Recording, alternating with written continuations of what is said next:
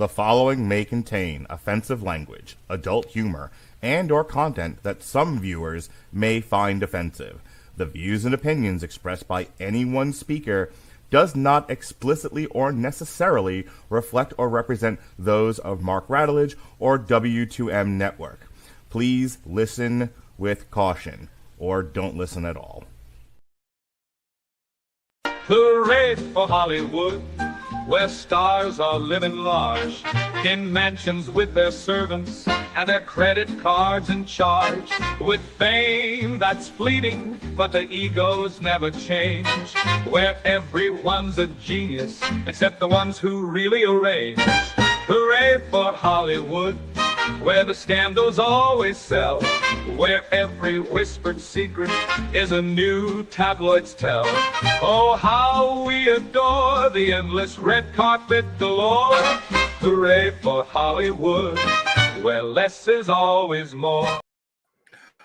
Oh, God, less is always more. It's just so much less. So much One less of than it those really should days, be. everybody. One of those days. Tonight's beverage is coffee, and it's missing a vital ingredient to have to get through this podcast tonight, and that's brandy or some other alcoholic beverage. So here's to you.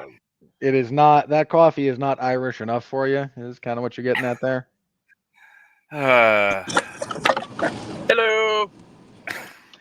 Hey, joining us unknown, Dorian Price.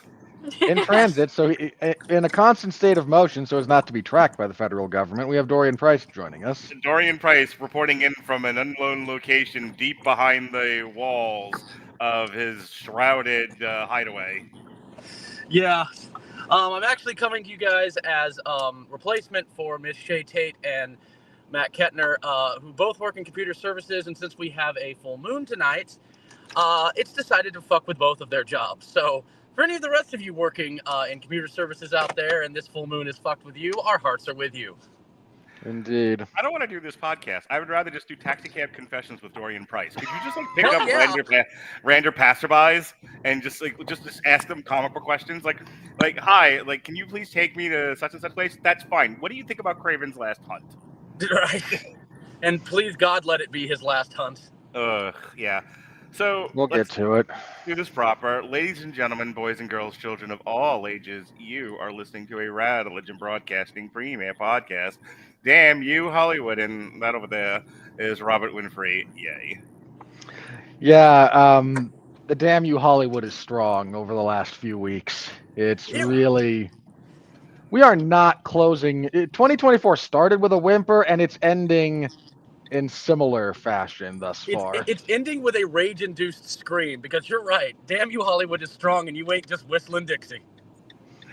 All right, we are also joined by the last of the red-hot Spider-Man fans on the Radulich and Broadcasting Network.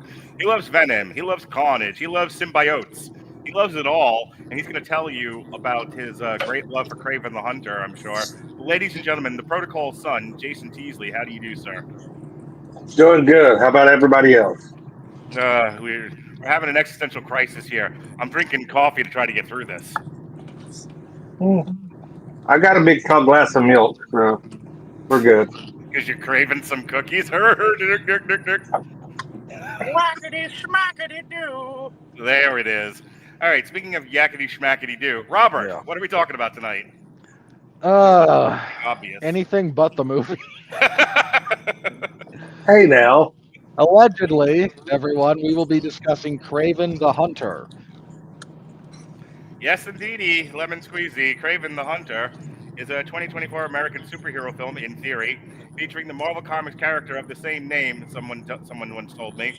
Directed by J.C. Chandor, who apparently is a competent director. You wouldn't know it from this movie, though.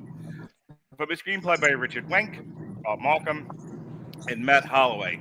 The film stars Aaron Taylor Johnson and his abs as Kraven the Hunter, alongside Ariana DeBose, Fred Hechinger, Alessandro Nivola, Christopher Abbott, and Russell Crowe, doing his best Ray Liotta impression in body shape. Produced by Columbia Pictures in association with Marvel Entertainment. It is the sixth, and God help us all, the last film in Sony's Spider-Man adjacent universe. Oy. The film explores Kraven's relationship with his father and his path to becoming the greatest hunter of all time. Okay, we need to have a minute here because Yes, there's please. not a lot about this movie. But Just can a we minute? just talk? Can we just talk about how badly Sony has fumbled this? Let's be clear about something. There's nothing God, yeah. stopping them from using Spider-Man. They can make Spider-Man movies. Okay, They so could have had. Real quick, so that you stop cribbing from other people and then not crediting them. Midnight's, both The Critical Drinker and Midnight's Edge, Andre from Midnight's Edge, have done extensive videos on this. As a matter of fact, I think I've said this before. I might have brought this up during the Madam Web review. I got into watching the Midnight's Edge YouTube channel because they did an extensive coverage of the Sony hack, which, if you don't know what the Sony hack is, basically somebody got into all of Sony's emails, and we learned a lot about Amy Pascal and a lot of what was going on behind the scenes with the Ghostbusters remake, the 2016 Answer the Call, and a bunch of like the Sony Spider-Man stuff from like the Amazing Spider-Man 2 on. I don't want to rehash that all here. We'll be here for an hour and a half, and why listen to us bumblefuck through it when you can just watch the Midnight's Edge videos on it. But yes, they both made a point of saying that there was nothing stopping Sony from using the Peter Parker iteration of Spider-Man. And they were using the Peter Parker iteration of Spider-Man up until the Amazing Spider-Man 2. And then they stopped. Okay, I was not aware that that those two channels had revisited this. Like, this is well-known knowledge at this point, so I'm not trying to not give credit where it's due for stuff I've heard. But they could have used easily Peter Parker. They could have used Tom Holland even. Like, Holland's Parker is not exclusive to Marvel. Right. Someone in Sony decided that fans won't watch Tom Holland's Spider-Man if it's not Marvel. And I just have to wonder how this person is smart enough to remember to breathe in and out. Yeah, I think it's more of, and I'm just guessing here, and for Jason's sake, we will get to talking about the movie. I know he's like, come on, guys, chop chop. But we do need to unpack some of this, so please be patient, Jason. But I think Sony just wanted their own Spider-Man, and they wanted to have their own separate success from Marvel. It's a hell of a thing, and ego plays a huge role. It's a hell of a thing to admit we can't make movies. We have to depend on Disney to do it for us. Because while, the line that Andre uses about all they had to do was collect the checks, okay, but what an empty, meaningless life that is. No, I want to go out and make my own success. I want to go out and have my own success with Spider-Man. We were doing okay with the Sam Raimi movies up until the third one. We can get this right. We just need to figure out the magic formula, and I think that's a lot of they also.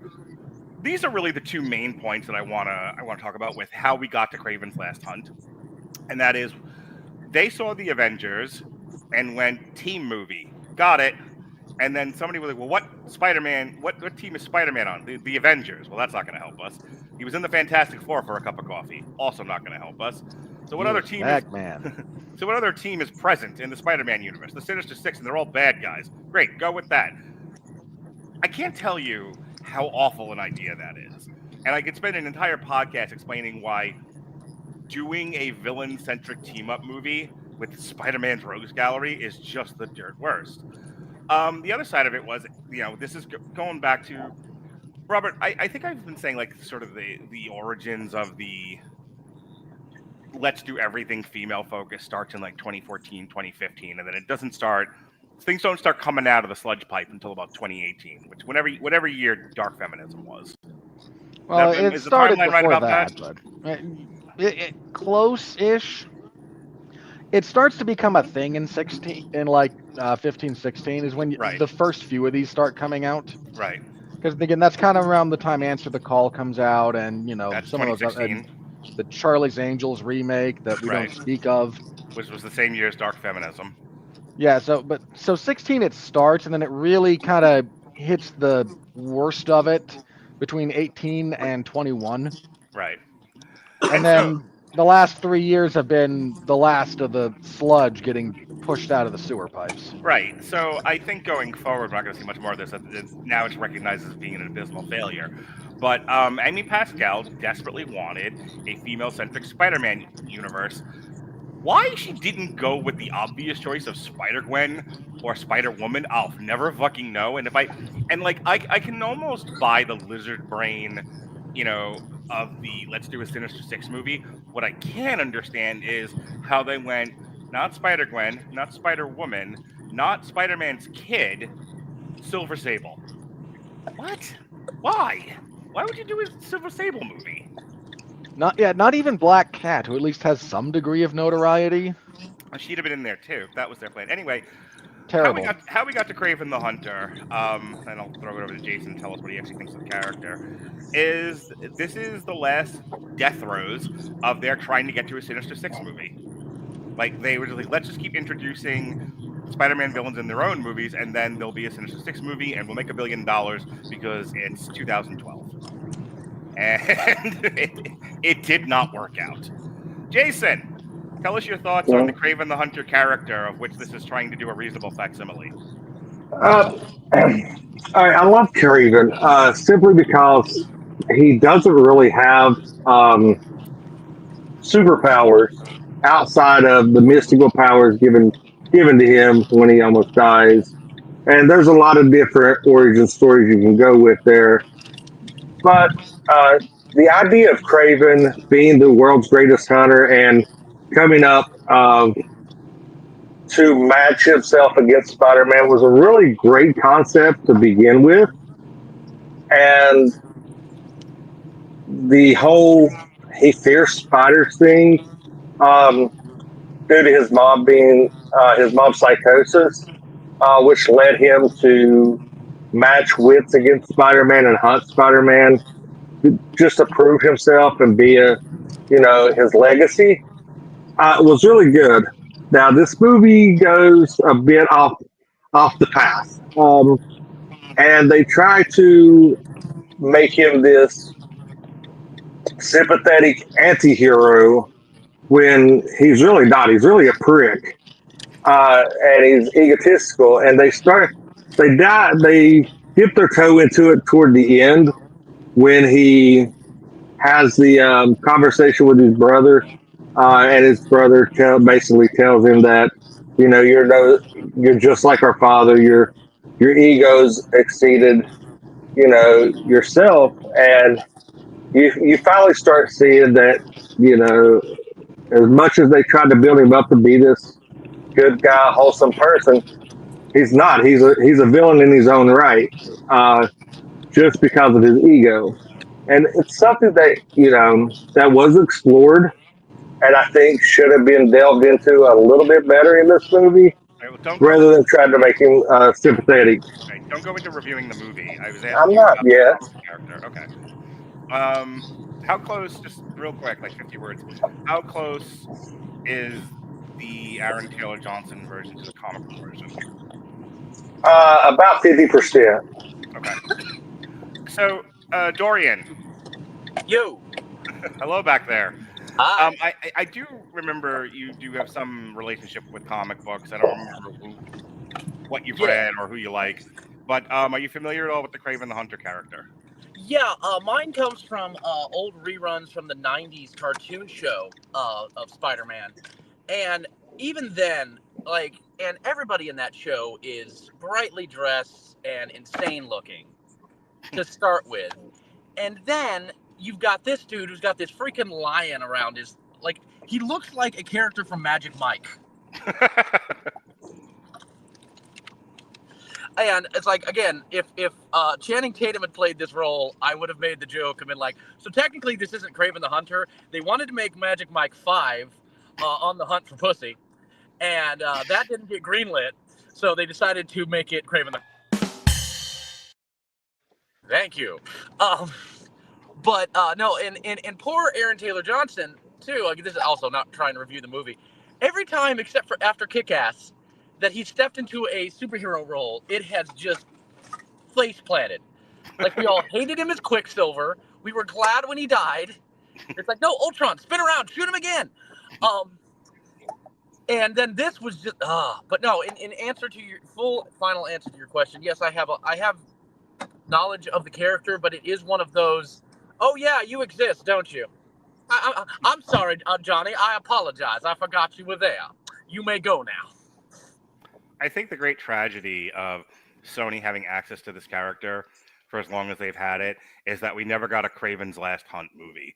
It would have been a little difficult to just out of the ether do that, but like I'm thinking about the Andrew Garfield iteration where, because The Amazing Spider-Man 2 had such problems, it's because of that we get the Tom Holland Spider-Man and the Marvel deal and everything. Cooler heads had prevailed. I think introducing Kraven and trying to figure out a way to do the actual Kraven's Last Hunt story as The Amazing Spider-Man 3 instead of where they were going, I think would, that iteration of Spider-Man, the Andrew Garfield iteration of Spider-Man matched up against that version of Kraven had been done right, I think would have been an interesting one. You want to mindlessly speculate or give an opinion, Robert, on any of this before we move on? You're not wrong in the sense that, by the end of Amazing Spider-Man 3, the audience would have been with Kraven wanting to just check out. I think is the polite way to say that to avoid getting YouTube unhappy with us. Sure. Yeah, I think he would have fit fairly well against that version. You didn't just bring that up because we're having to talk about the Rhino again, did you? No. Actually, the less I think about this version of the Rhino, the happier I'll be. I like the Paul Giamatti version of the Rhino from Amazing Spider-Man 2. The Rhino! I am, so Dorian, I think I may have told you in one of our long conversations, our longing conversations by candlelight, oh, yeah. Very romantic conversations we've had about, it's the Amazing Spider-Man 2 that brings us all here tonight, because I had the temerity, the audacity, mind you, the craziness to express an opinion amongst my friends that I liked the Amazing Spider-Man 2. And Pat Mullen, all the way from New York, New Jersey, Giant Stadium, Jet Stadium, went, "For shame! You bastard! You call yourself a comic book fan. May you die on the just went on and on about this. And I finally said, I have a podcast that we can discuss this on. And I said, if you could not date or work or die, maybe you should come on. And I'm like, well, we'll get an arbitrator. Just a man of fairness, a judge worthy of the gavel and gown, a pinnacle of virtue and truth, Robert Winfree. And I haven't been able to get out of this since. But I love the Amazing Spider-Man 2. I thought it was like the best version of. I thought the Andrew Garfield version did a better job of being Spider-Man. Yes. Than Tobey Maguire did up to that point. And I wanted to see more of that. But Pat represents the "This Isn't My Spider-Man" group, and they won. So well, and see, just real quick on that, I'm a teenager. I think it was 14, 15 when the first Amazing Spider-Man came out. I can't remember what year it came out. But anyways, the first one or the second one? The first Amazing Spider-Man. I think 2011. 2011. Okay, yeah. So yeah, I would have been about 13 when that came out. So yeah, I really enjoyed that one, and I actually kind of liked Amazing Spider-Man 2 because they had the guts to kill Gwen Stacy. Again, I'm not over here being a murder hound. Yes, kill every girlfriend. There will be. Well, I mean, hell, Marvel's doing it already. It's no, if you're a superhero in the Marvel Cinematic Universe, you cannot have a girlfriend that lives or a happy relationship. She's either going to die or you're going to break up. Those are the rules. Those are the choices. But I enjoyed and whatever your relationship is, it is decidedly asexual. Yes. Pretty freaking much, right? It's I think we saw Tony and Pepper in bed once, and she was in something kind of skimpy, and we know he fucks. So that was the closest we got. But no, until Tom Holland came around, I was I'm sorry, Andrew Garfield's my dude. When Andrew Garfield showed back up as Spider-Man for No Way Home. Yeah, I was super pumped. I was kind of pissed that Tobey Maguire was there, but that's a conversation. Whole other show why Dorian doesn't like Tobey Maguire as Spider-Man, but loves the Sam Raimi movies. All right. So, Robert, you started this talk, and then you brought up the rhino, and we went off into the wilderness. So, were you trying to get to a point that we took you away from? No, I was just saying, like, your defense of the Amazing Spider-Man 2, and now we're talking about Kraven, and the commonality is the rhino. Okay. Well, and how the rhino is... I'm going to yell about this later. I have a whole thing in a minute or two, so I'll leave that for later. Am I the only one that liked this movie? Yes. Oh, no. I don't want to... Stop, Alexis. Okay. I swear to God, anytime I criticize anything, well, why didn't you like it? I haven't even given an opinion yet. No, I just got that feeling. Okay. Well, you can take the temperature. You can take my temperature and touch and feel me all you want, but I want Robert to do the plot synopsis. Take it away, Robert. It doesn't count when I do it to him. It doesn't count when I do it to him or him. Them. I promise I wouldn't do that to you anymore. Okay. Yeah, we open in Siberia, outer Siberia even, as a group of prisoners are being transported to a remote prison, the worst of the worst, and one of them is Aaron Taylor Johnson's Kraven the Hunter. He infiltrates the prison.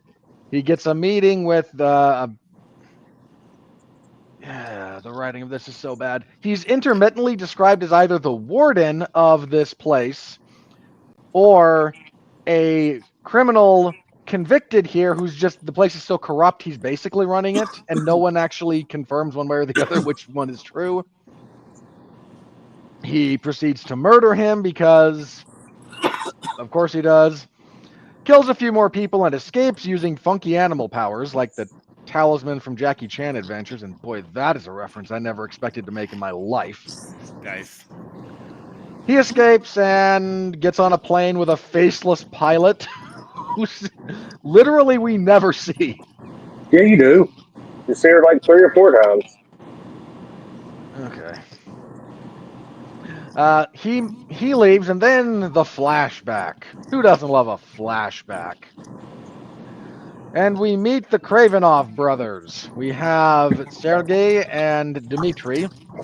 They are pulled from their preppy school by their father, Russell Crowe. Told that Sergei is told his mother has committed suicide. Doesn't actually say suicide because for some reason we're policing speech for monetization purposes, and I hate it. She was in some kind of an institution, and finally just the voices in her head got to her and she offed herself. So they all go hunting to process this, like you do. They go to Africa somewhere, and I only say some. Allegedly it's Ghana, but the accents are all South African because shrug. Africa's just one big place with no differentiation.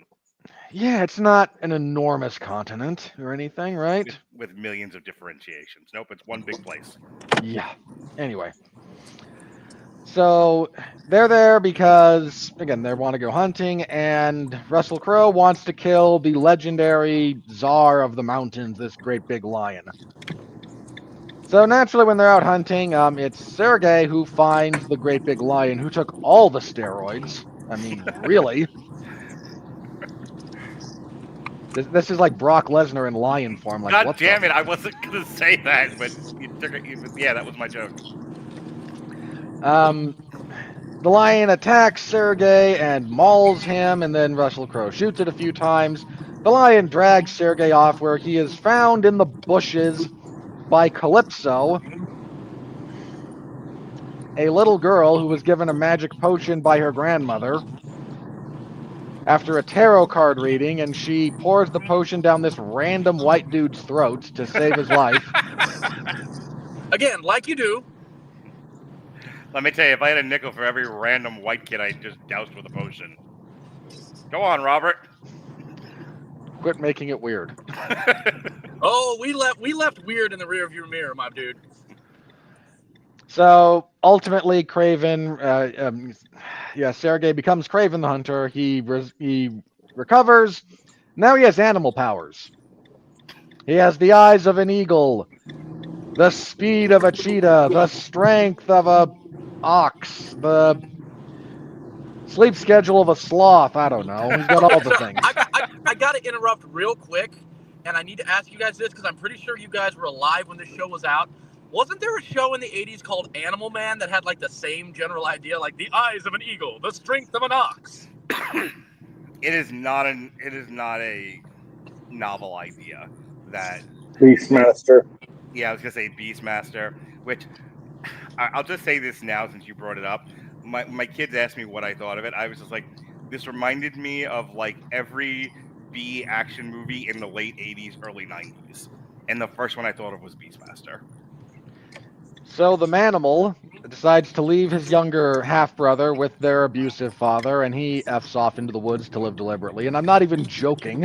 That is actually what he does. And then we come back to present, and Dimitri, who's got a talent for mimicry, but is still kind of soft and weak and a little bit of a coward. And he and Russell Crowe both live in London, which is where the bulk of this is going to take place. So Kraven goes there, and he reconnects with Calypso, who he found because he's a hunter. Get used to that explanation. And he has a list. He's checking it twice. Now we know why they released it this time of year. If you inadvertently just started Kraven the Hunter as a Christmas movie, I'm coming to Utah to yell at you. No, I'm saying... No, that is not my point. I'm making a joke. Okay. ATJ is coming to town. So he wants to work with her because she's an investigative attorney at some big law firm. Because the skill of hunting is actually just networking, apparently. Subcontracting.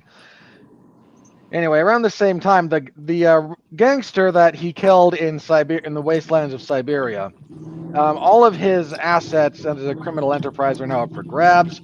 And here we meet the Rhino. It took me half of this movie to realize where I know this actor from, for the record. It bothered me the whole time, like again, halfway through the movie. Then finally I realized where I know him from. So he wants to take over all of those assets and continue building the one crime emporium. And he shows off some of what makes him special and his powers, and, you know, like you do. Then he tries to kill Russell Crowe. This doesn't actually work. They go to a birthday party for Dimitri. This is where Sergei shows back up, and then Dimitri gets abducted. So Kraven has to go try to get him back. He comes into conflict with his father. He gets set up because somewhere along the line, the Rhino hires the Foreigner. The 80s band? Sorry. I'm not sure if I want to make a political joke or a musical joke here. I wish he had tried to kill him to the sounds of Jukebox Hero. That would have been fantastic. We would have given all the sins back, as they say on Sin of the Sins, if that had been the case. Oh yeah, I'd have been very forgiving of this movie. So, because we just need another character here to flesh things out. Here's the Foreigner. Taking a break from from their tour of your local county fair, they made a stop off in this movie. Them and Ario Speedwagon. It's a joint effort. You can get them for cheap. Anyway, so they set up Kraven to be ambushed at a monastery in Turkey. He survives because, of course, he does. He has the plot armor. He has all the plot armor. By the power of the script, I am invincible. Pretty much. Kraven then shows back up in London. He winds up kind of luring everyone towards Siberia because the Foreigner figures out where he's living because of forensic evidence. So we all meet up in this at his land in Siberia. Far East Russia is the way they described it, so right around Volgograd. And there's our big, ugly, monstrous CGI finale. The Foreigner gets shot by Calypso because his magic powers of time stoppage don't actually work on her at a certain distance. This guy's basically Dio, but that's a joke I'm the only one I think on this panel or watching who would get. Not the singer. That was my next question. I was like, are we just throwing more bands into this No, movie? not Ronnie James Dio. Dio as in God. It's a character from a manga series. Just don't worry about it. Moving on. Moving on. Oh, So- oh fuck! Bizarre Adventures of JoJo. Quiet, Yes, you. thank you. I don't know who said that, but you are entirely correct. Thank you, disembodied voice. Somebody got my reference. I'm so happy. Okay. Anyway, so we dovetail over into that terrible Tarzan movie from a few years ago, so our finale can be in a wildebeest stampede. It's a reference only Mark gets, because he and I were the only ones that saw Damn it. it, Robert. I was drinking coffee when you said that. Bunch of buffalo charge the convoy. The rhino transforms fully into the rhino. Everything is badly composited. We get a fight scene. Kraven wins, because of course he does. We then fast forward a year. Kraven goes to see his brother, but now his brother is more evil. He has gone to see a doctor in New York, Miles Warren, who is the Jackal. Not even kidding about that. Because everyone here is the animal. That's what we're doing here. I expected Rob Schneider to show up, and there's another obscure reference I didn't expect to make ever in my lifetime. Somewhere, a bit before that, Kraven had realized that his father, Russell Crowe, was the one who had kind of set the rhino after him because he needed Kraven to kill the rhino because Russell Crowe's organization wasn't quite strong enough. So Dr. Doolittle sicks a giant bear on Russell Crowe after taking away his ammunition. My favorite scene of the entire movie. It's up there. And Dimitri I noticed that bear happened to be on cocaine. Could have been. We called him the Conor McGregor bear. Yes. So Dimitri has found out about this, and now he's pissed off at Kraven for killing their father because twisted loyalty. But after talking with the Jackal and being subject to some of his experiments, which won't in any way lead to the Clone Saga, that's where I know the Jackal from. Now Dimitri has become the chameleon because everyone's the insert animal, and he can now change his appearance in addition to his voice, and he can become anyone. No, you can look like anyone, not the same thing. And the two brothers part ways, and Sergei goes back to their family estate where his father left him the iconic Kraven vest made of the lion that he killed, and a note that says, "You, my son, are always my son and will forever be my son, and you're just like me, we are the greatest hunters the world has ever known." And Kraven sits in the chair in the comic pose, and we're supposed to care about this. And then that's it. Linkin Park plays, the end. Jason, tell us all the reasons you love this movie. Well, one, I think that I like the fact that they didn't beat you over the head. They tried to sprinkle in the references to everyone subtly, such as the chameleon when you're first introduced to when it fast forwards and they're in the bar. Russell Crowe makes the okay. We got Fast and the Furious going on too. He makes the reference to that he's the chameleon. He's got the voice where he can mimic the voice. He said he's like a chameleon. He drops subtle hints like that. Then you got when they're talking about the experiments. That's when the rhinos talk. It's after Sergei gets Dimitri.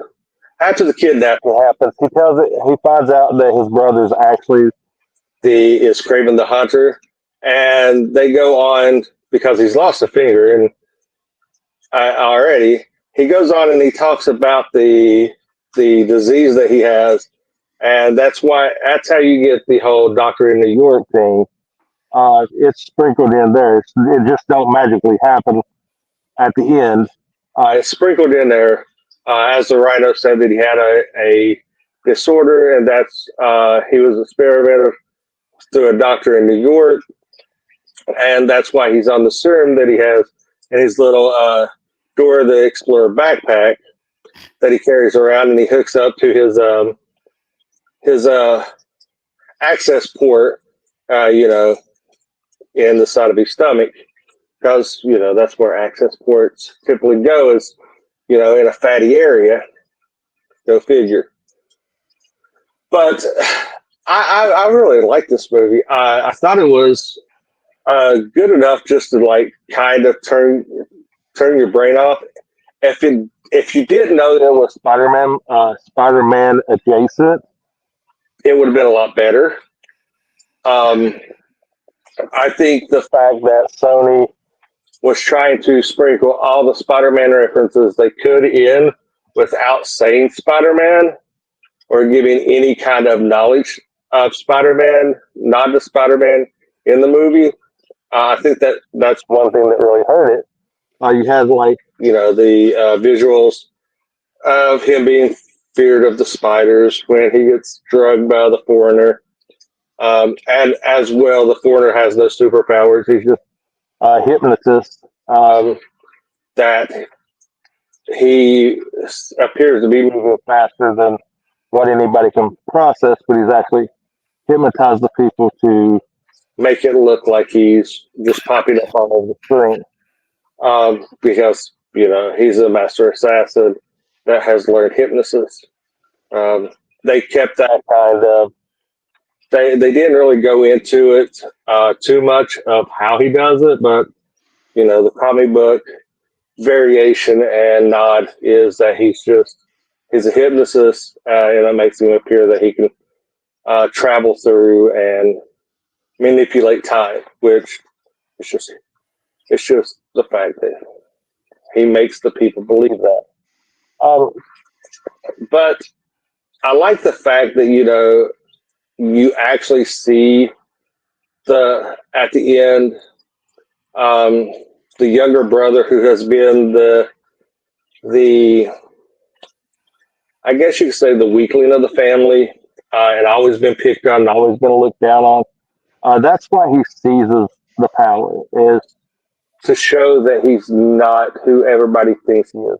He wants to be recognized. He wants to be a formidable person, and he wants to be feared, because when the attack happens earlier, his immediate reaction is to hide. In the jungle sequence, he is to be protected rather than be a protector or try to kill the lion or anything. He's told to basically run away and be protected by everyone around him. And it was really weird how they introduced the rhino initially, because he's actually on the hunt after the mother dies, and he's trying to correlate a crime partnership, and he is viewed as weak. So you see the similarities there, and they kind of bond over during the kidnapping. They kind of bond over how everybody's looked down at them and they have to seize power, and that's where you see the kind of evil turn begin, is the manipulation. Now with Kraven, they made him too, I guess, overpowered, in the sense that he's running barefoot through London, jumping on cars, bouncing off steel buoys. I think they could have toned that down and just kind of not made him so overpowered.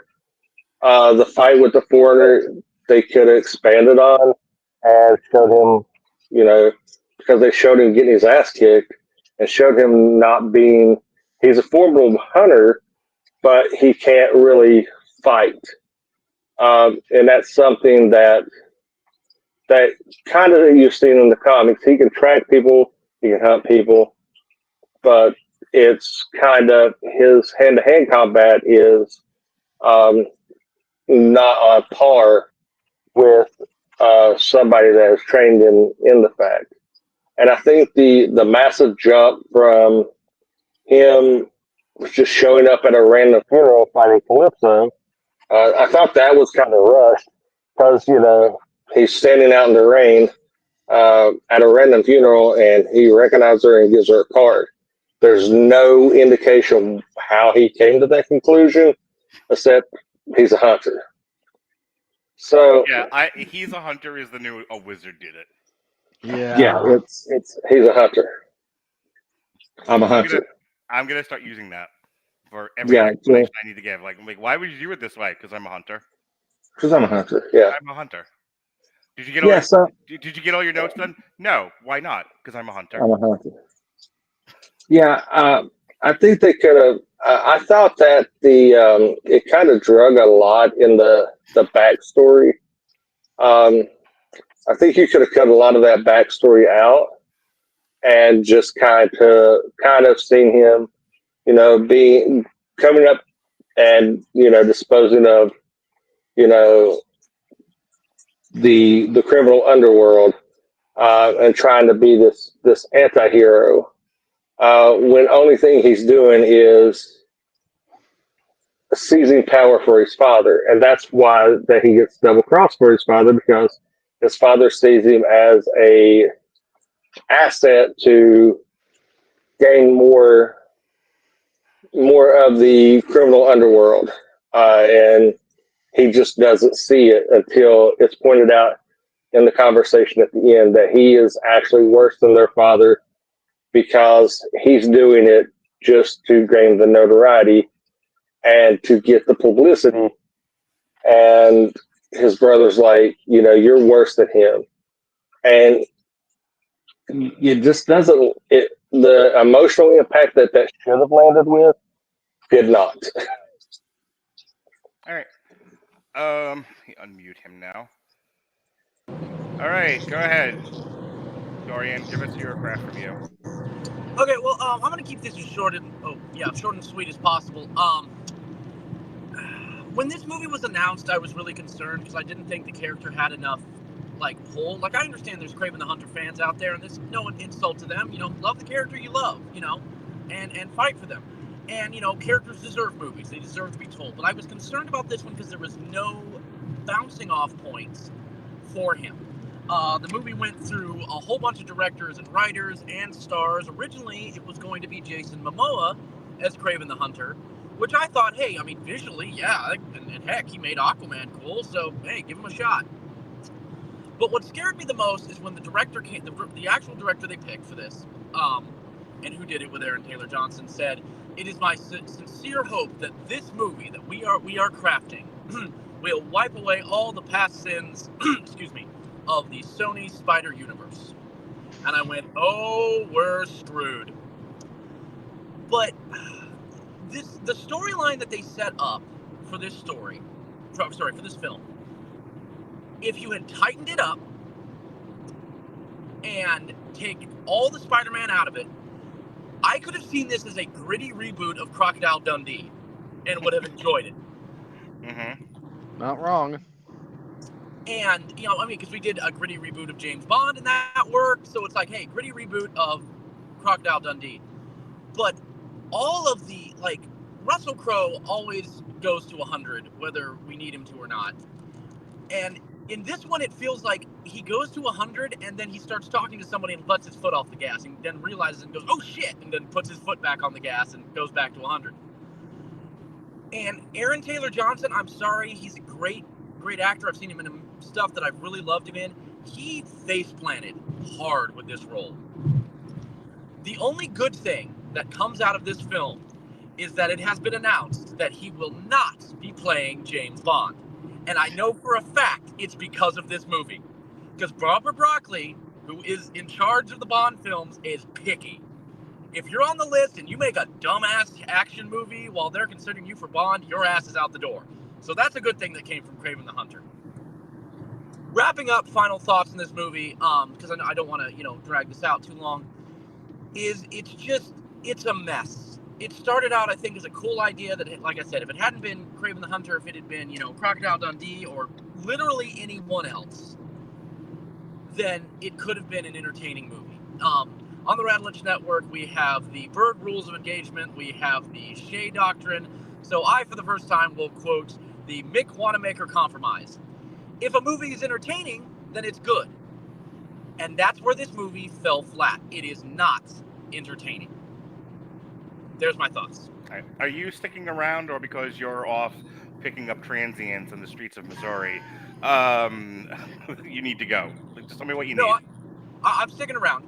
All right, well then you're going on mute again, so I don't have to hear ambient car noise. Yeah, sorry. All right,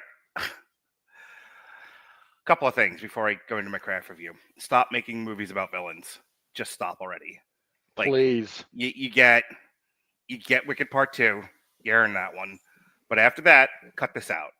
No more Cruellas, no more Maleficents, no more Rogues Gallery movies. I mean, You'd think that Black Adam would have been a bigger canary in the coal mine for this kind of thing than it was. I mean, it might have been, but I think by that point, a lot of the stuff was too far gone. Number one. Number two, I mean, like, when I remember when they were like, "Oh, we're doing a Penguin series," and I went, "Just fucking shoot me now." Look, it turned out fine, and they put it on Max, which brings me to my second point. If you're gonna continue to do stuff like this, know that there's no market for it in theatrical exhibition. They're just throw the shit on streaming.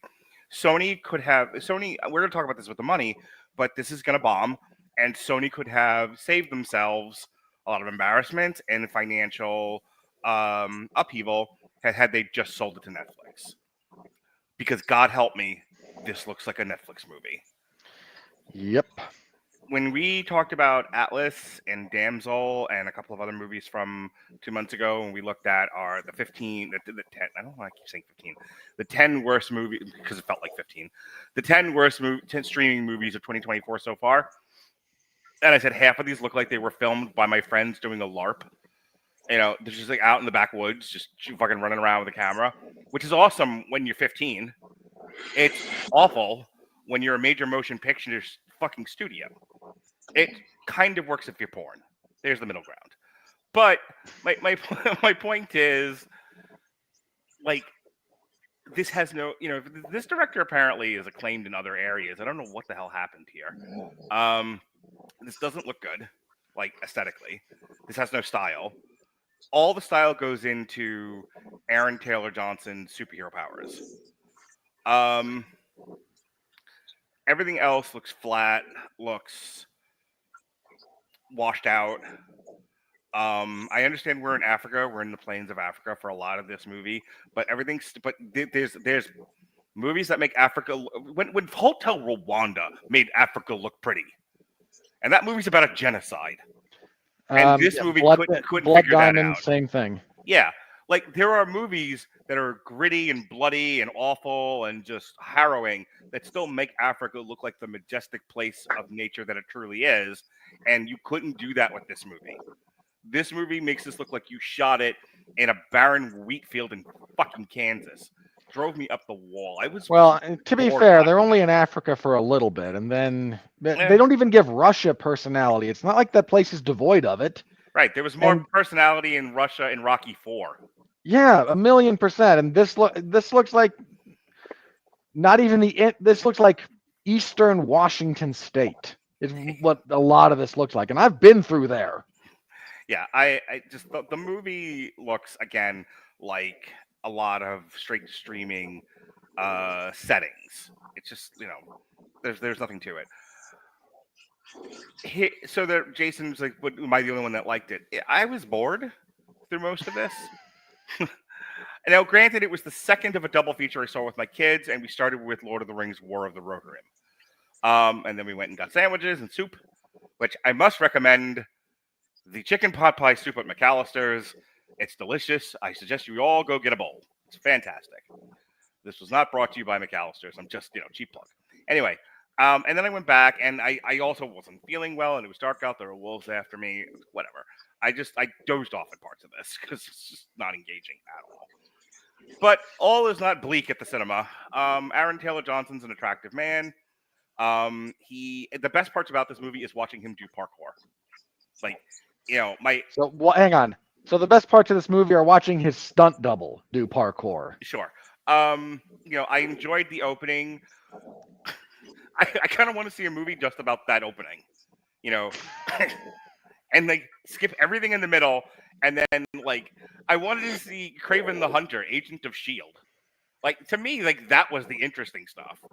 Like, him doing missions, and I know the drinker brought this up, and I think maybe Andre did. I don't know. It's all blending together now, but they talked about how they kind of reframed him as like an eco warrior, and that would have been a better movie. Like, Captain Planet. He's a hero. Kind of like if had he been like, I'm gonna like free the animals from the zoo, I'm gonna ride whales out of SeaWorld, I'm going to, I'm gonna blow up the Ajax chemical factory, had he been like motivated by there are companies doing bad things in the world and it's all animal and nature oriented and I'm gonna right those wrongs, and he runs afoul of a criminal organization that doesn't like their shit being messed with, that would have been a more interesting movie to me. I don't know And what. again, that's why I was saying that would work as a Crocodile Dundee story, like a really gritty one. Yeah, that would have been much more interesting to me. This story where we're so caught up in having to tell the origin of Han Solo's vest that we're failing to actually tell interesting stories. And this felt like a collection of action sequences loosely knitted together by the slimmest of narratives. I don't care about Russell Crowe. I don't care about Kraven's brother. And the movie wants you to care because that's what's carrying you through the narrative. It's not interesting at all. How do you have a character like Calypso and make her this flat and uninteresting? Her name is fucking Calypso. I mean, I'm not saying she had to dance shaking her hips on the screen with fruit on her head, but for God's sakes, if you're going to put a character like that in the movie, do something with her. Instead, they just, I don't understand why it had to be Calypso, because it was busy businesswoman who was doing busy business things. This is more. She is, however, fairly comic book accurate. The comic book character is this much of a cardboard cutout, too. But don't put her in the movie. Movies are supposed to be interesting and dynamic and engaging, not a collection of cardboard cutouts. When they introduced her name as Calypso, I was like, well, okay, if you're here, who's helping Jack Sparrow escape Davy Jones' locker? Yeah. My kids had tons of questions about her. I'm like, I don't know. Google it. I never heard of this fucking character. So anyway, I said this before, it absolutely has that got movies for guys who like movies aesthetic, to where if you're home on a Saturday afternoon and you want to watch a hot man with chiseled abs run through the forest and stab people, well, this is your movie. And there are plenty of movies that are just fine being those things. They're not $130 like major motion picture theatrical exhibition meant to be part of a larger cinematic universe. Again, we said it, I think, the last podcast. Like, we watched Plane over a year ago, and we were like, wow, a gritty action movie for guys who like movies. And they did Plane, and that was it. It was over. We told our story.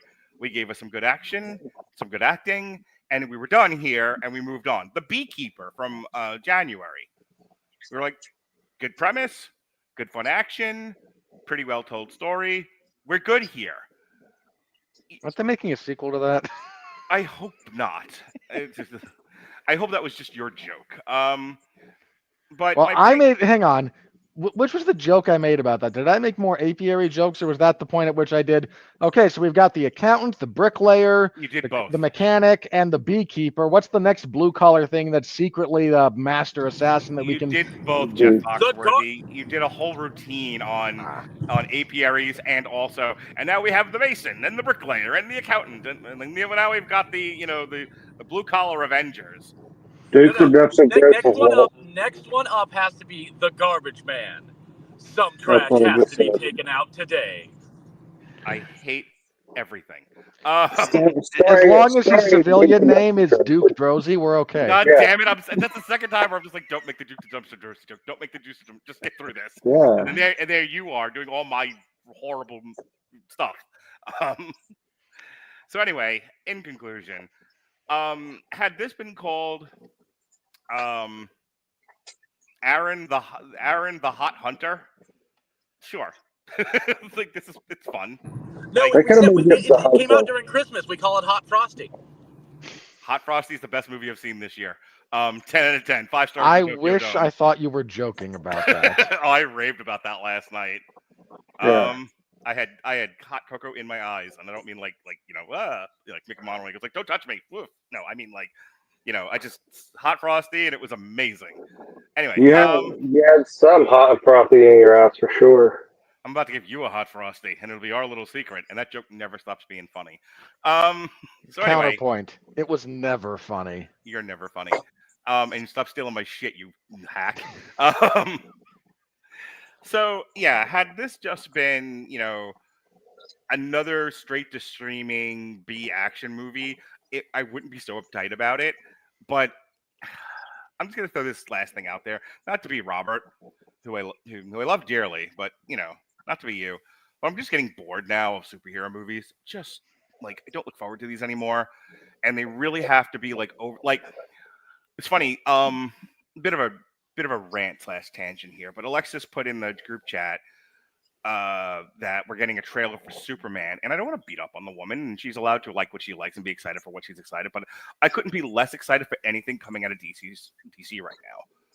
I don't care about this Green Lantern series everyone's talking about. I don't care about this next Superman movie. I don't have any faith at all, absolutely zero, in James Gunn. I think this is all going to blow up and fall flat. And it's like, it's just everything coming out from like that window of the world regarding superheroes, I'm just utterly bored by. And I don't look forward to any of this at all. Go ahead, Dorian. Real quick, I wanted to say I wanted to agree with you, Mark, about kind of the superhero exhaustion that people are feeling. I honestly, and I know there's storytellers out there that want to tell their superhero story and stuff like that, and that's why I think we need to kind of take a page from Sam Raimi's book, not on Spider-Man, but on his first quote-unquote superhero outing when he did not get the rights to do The Shadow based on the pulp character. He created his own in Darkman. And the first one was a lot of fun. I think if we're going to keep making superhero movies, we need to slow down on the ones everybody knows and stop rebooting them and retelling the same damn story over and over again and get some new ones that are interesting and can create their own legacy. And I think then you'd have an audience that went, hey, it's not Batman or Superman or the Avengers. I'm actually kind of interested. Let me add to that. When the last 3 movies that I adored were Red One and Hot Frosty, and other than the connection to Christmas, what drew me to those movies, what made me like them so much, was the adherence to traditional values and purity of them. Yeah. And that's what's gone missing in a lot of, for what drove a lot of the Marvel Cinematic Universe in the good years was that it was good fighting evil. There were bad people doing bad things, and we had good people going on journeys and trying to stop them because good matters in the world. And in these other corners, that doesn't seem to be happening. And it's just, it's like a race to the bottom of our worst impulses. And that's why I'm bored about this. And I don't like superheroes. I'm bored with the idea of we should make all of these about our worst impulses and behaviors, and not about the thing that makes hero stories enthralling, which is good triumphing over evil. It's not all relative. There's absolutely something to good triumphing over evil. It's as old as time, but it's as old as time because it works. Absolutely. And I honestly think Disney. Sorry, Jason. 2 seconds, and then it's all yours. I really think Disney was the one that kind of started this downward spiral of, as you pointed out, the worst parts of our humanity, and it really kicked off with Maleficent, where it's like, hey, Robert said the same thing on our Wicked review. Go ahead, Jason. Yeah, that's what I was going to say. Is I'm just tired of everybody trying to make villains sympathetic and trying to make them justifiable for being evil. Evil can just be evil. Yeah. Right. It doesn't have to have a reason. Yeah, like I said, I think third podcast in a row we've been saying that, but I'm glad everyone agrees. Robert, tell us how much you hate this movie. Yeah, I don't like this movie. There. All right, folks, plugs. For starters, this thing is 2 hours long. And it feels longer. Like, this did not need to be a 2-hour film. There's no reason for it to be this long. There's no story here worth telling, really. When you look at the actual story, there's nothing here. The acting is all bad. Like, these are talented actors. Aaron Taylor Johnson's a good actor. Russell Crowe's a good actor. And it's all flat. I mean, the lady who plays Calypso, like, you could have been a literal cardboard cutout that we just ADR dialogue over and no one would have noticed the difference. Nothing's there. There's nothing to that. We'll get Jeff Dunham to do the puppet. I would accept that at this point. At least there would be some humorous dialogue. The Rhino is a bad villain to begin with because he's just goofy. Look. Hang on. Can I really jump in because I wanted to say this? This is yet another example of not everything in comics should be made real life. Because some of this shit only works in comics. And the guy in the cosplay furry rhino suit in the Spider-Man comics only works in comics. They have tried every iteration of trying to make the rhino a real thing, and it's like, no, please stop. It only works. It only works in comics. Yeah. Just, no. I mean, because when some of the screen caps started coming out of the final bit where he's fully transformed, everyone started clowning on it because it looked terrible. And to be clear, it is not good CGI.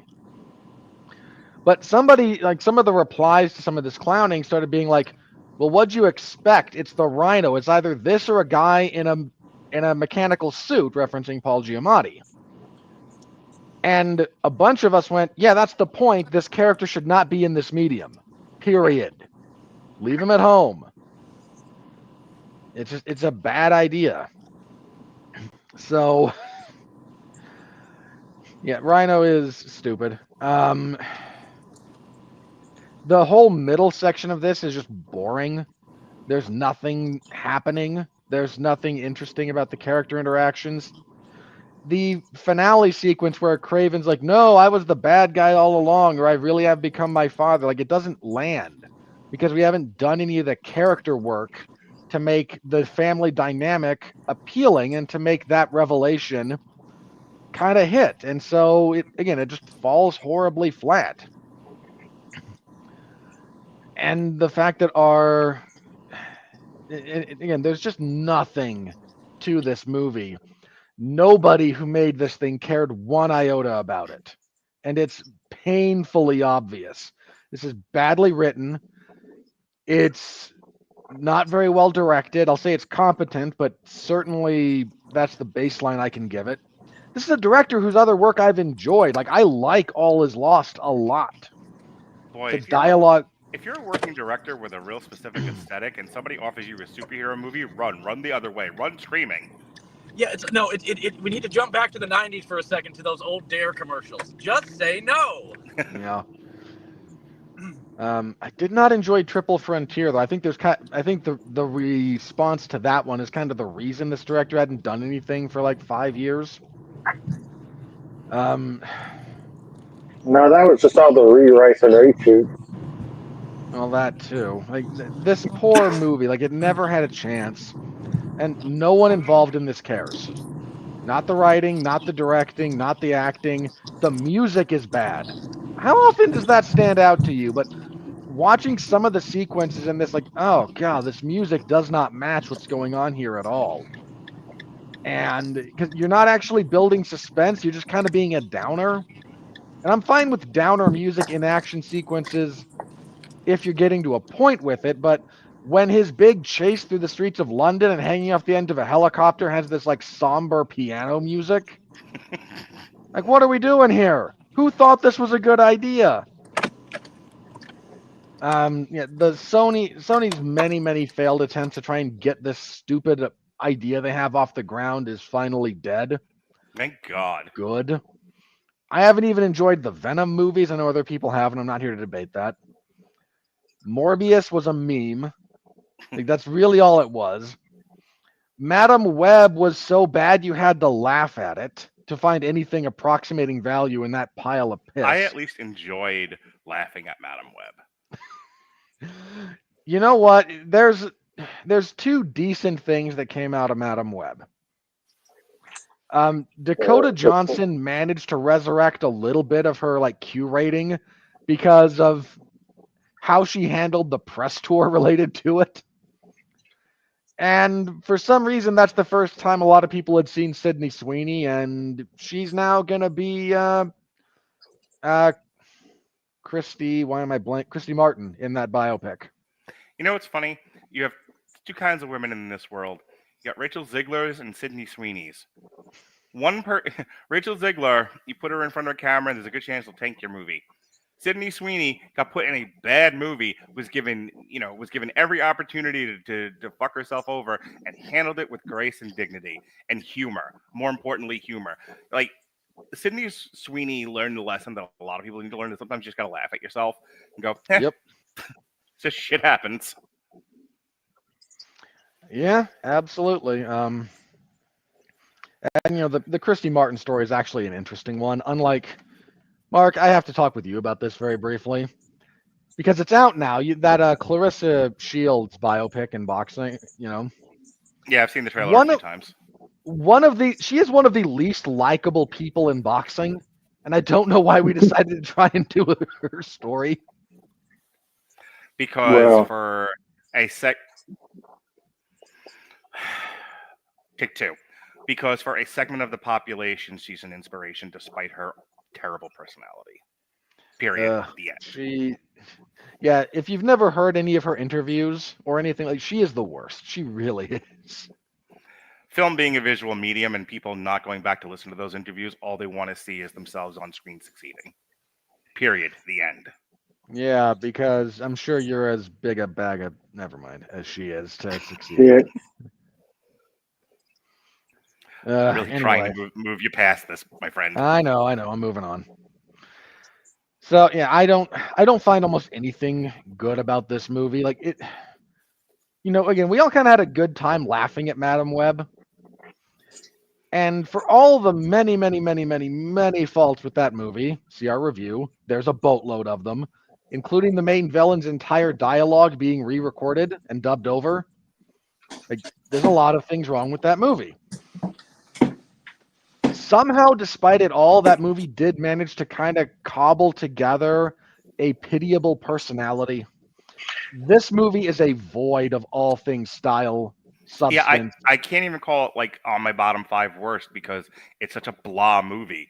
Like, Madam Web is still in that bottom 5, but Madam Web still brings me joy as opposed to this movie. Yeah, this is a giant nothing at the end of the day, man. Even the violence, which is kind of like, hey, it's going to be an R-rated movie. Well, so we have a few F-bombs we can play around with, and there'll be violence, and even the violence feels neutered. Like, this is the... Oh, he bites one guy's face off. No. Or he bites sort of at an eye and then spits something out, and that's all. He bites his nose off. This is as close to PG-13 violence as you can get, with it still technically being R. That's all we're doing here. Okay. And as the resident gorehound, let me just say, wildly disappointed in this. Okay. And again, at least a commitment to violence would have been something in this movie's favor. Would have been something identifiable about it. Like, boy, it's that hyper-violent one. It's not. It's not that. It's not anything. It's a waste of $130 million. It's whatever it cost. This is a giant nothing burger of digital space. Ugh. That's it. That's all I got. It's nothing. Right. Jason. Mark, is it just me, or does Robert not like this movie? I'm getting that feeling. I don't like it either, Dorian. Jason, I know you want to bug out before the money, so go ahead and give your final thoughts or plugs or a recipe for clam chowder, whatever you like. I mean, I actually enjoyed the movie despite all its flaws. And I'll just leave with that. I mean, right now I don't have nothing to plug until I'm back on here with you, Mark. And I got you all of February, baby, every week. Yeah, I'm looking forward to that.